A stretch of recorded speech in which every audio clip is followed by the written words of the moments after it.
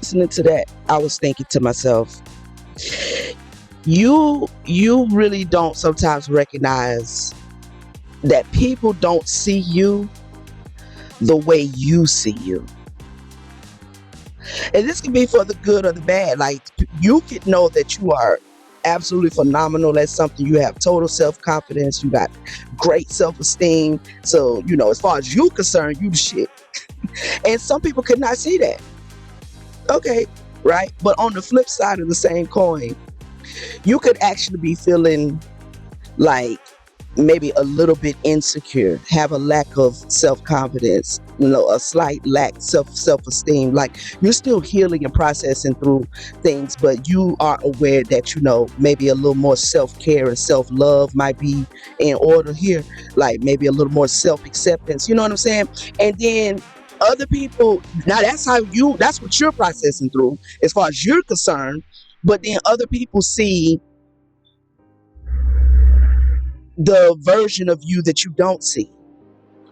Other people see your creative abilities. Other people see your ability to, your wisdom or your nurturing or your compassion, your empathy. Other people see your light while you are wrestling around over here, still trying to make some sense of your shadows. That is a weird phenomenon to me. That is weird. That is a bit weird to me that other people can see that you possess a light. It's almost like just because you may be in a shadowy period, that doesn't mean that your light is not still glowing. You know, which to say that is self-explanatory. Really, you know what I'm saying? Because the light is not void of the darkness, and the darkness not is not void of the light, and we know that, right? But when you are in your shadows, it is quite dark. And yes, you do possess some glimmer or a dimmed version of the light that you hold, but you know it's there.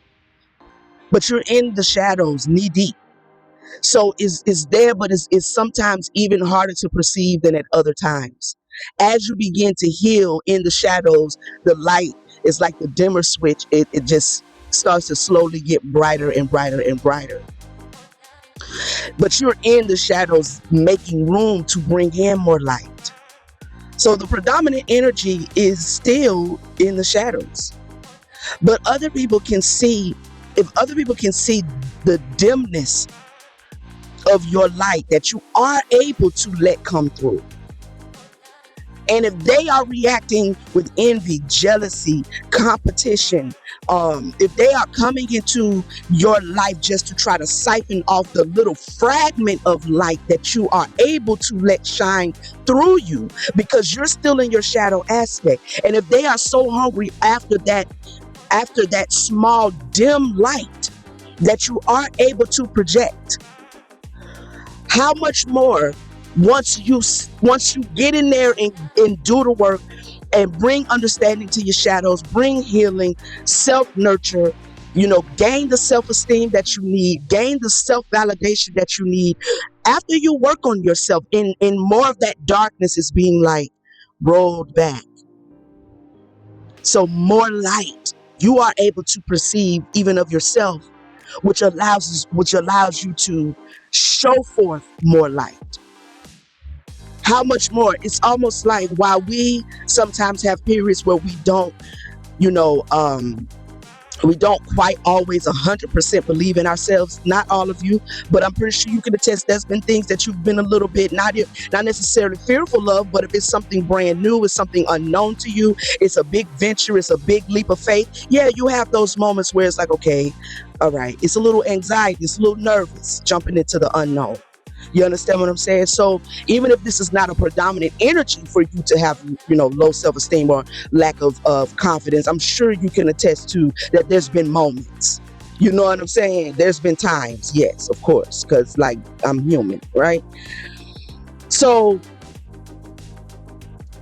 I was sitting here and I was thinking, like, the reason why I've experienced some of the things I have experienced coming from other people is because when even before I was able to allow more light in to myself, that little glimmer, that little dimmed light that I was able to shine through the darkness, if I that little small little round peephole of light that I was able to bring forth and share with other people, that was enough for them to either become jealous, competitive, unsupportive, uh envious. You understand what I'm saying? Trying to throw stumbling that was enough for them to go into their shadow. Okay, that was enough for them to like just rather siphon off my light than to try to actually forge a real friendship, relationship, whatever kind of ship it is. You understand what I'm saying? Just that little fragment of light turned people into vampires and shit. So imagine that at that time, I'm still processing myself in my shadow aspect. So I'm dealing with a lot of moments of lack of self confidence, a lot of need for validation, a lot of codependency, a lot of over nurturing and over giving of myself.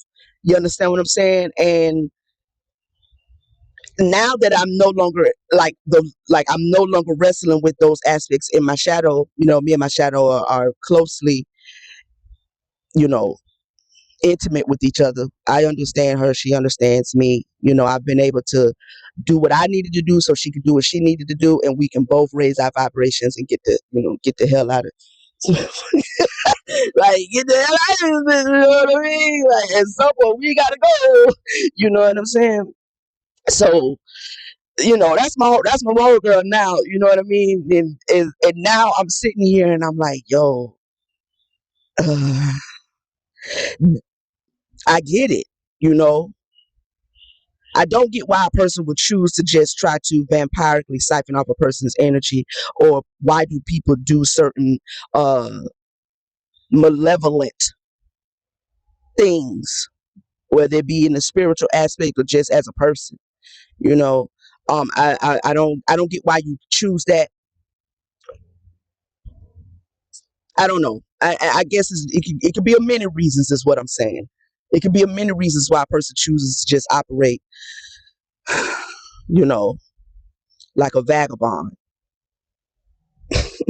You know what I'm saying? I don't know. But what I'm saying is, while we sometimes wrestling, we are holding a light that is even greater than the one that we can perceive of ourselves. And so as you start to, grow a deeper perception of that by moving away those shadows and making room inside of the shadows for the light aspect of you to come in, and then they can start doing a happy little dance with each other and stuff. You know what I mean? The light aspect of you and the shadow aspect of you can just merge.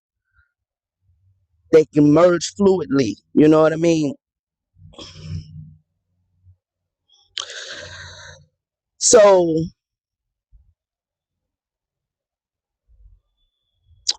with all of that being said, there's a light that someone that is going to some divine feminine, that may listen to this sacred empowerment, that you may be in a season where you are working on those aspects of yourself.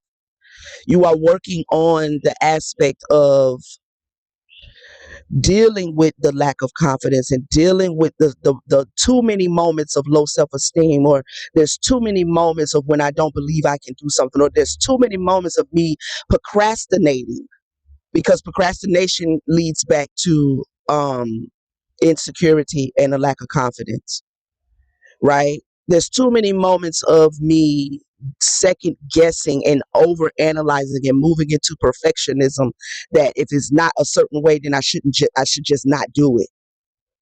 No, you should calm down. That's what you should